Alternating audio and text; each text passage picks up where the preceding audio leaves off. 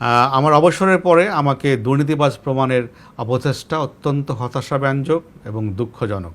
এই ধরনের অপপ্রয়াস কিন্তু ভবিষ্যতে যারা সৎ পথে স্বচ্ছতার সঙ্গে চাকরি করতে চান এবং জনগণের জন্য কাজ করতে চান তাদেরকে নিরুৎসাহিত করবে।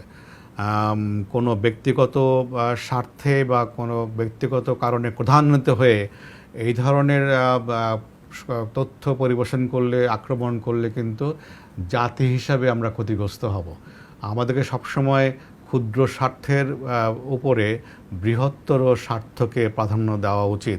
বিশেষ করে যারা সমাজের নেতৃত্বস্থানীয় আছেন তাদেরকে বিশেষ করে এই জিনিসটা উপলব্ধি করা দরকার বলে আমি মনে করি। অনেকেই করেন, ডেফিনেটলি তাহলে তো দেশ এতদূর এগোতে পারতো না।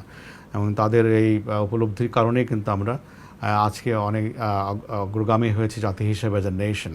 যে আমাদের পরিবারের এবং আমার যে সমস্ত সম্পত্তি, সহায় সম্পত্তির মিথ্যা বর্ণনা দেওয়া হয়েছে এবং যেগুলো আমি আজকে স্পষ্ট করেছি যে এই ধরনের কোনো সম্পত্তি বা তাদের বর্ণনা মতে, পত্রিকায় প্রকাশের সংবাদের বর্ণনা মতে এই ধরনের কোনো সম্পত্তি যেগুলো বলেছি আমাদের নাই, যদি কেউ প্রমাণ করতে পারেন তাহলে আমার এবং আমার পরিবার হাসি মুখে সেই ব্যক্তিকে বা সেই গ্রুপকে আমরা সেই সম্পত্তি বিনা পয়সা লিখে দেব।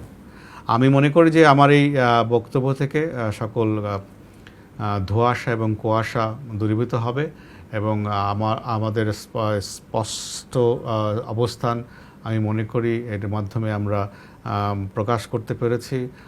আমি সবসময় আমার চাকরি জীবনে এদেশের সাধারণ মানুষ যারা আমাকে সমর্থন করেছেন, সহযোগিতা করেছেন, তাদের প্রতি কৃতজ্ঞতা প্রকাশ করছি। আজকেও এই দীর্ঘক্ষণ ধরে আমার কথা শোনার জন্য আপনাদের কাছে আমি কৃতজ্ঞ। আশা করি এর মধ্যে আমার এই বক্তব্যের মাধ্যমে, তথ্যগুলোর মাধ্যমে সকল ধরনের অস্পষ্ট দূরীভূত হবে।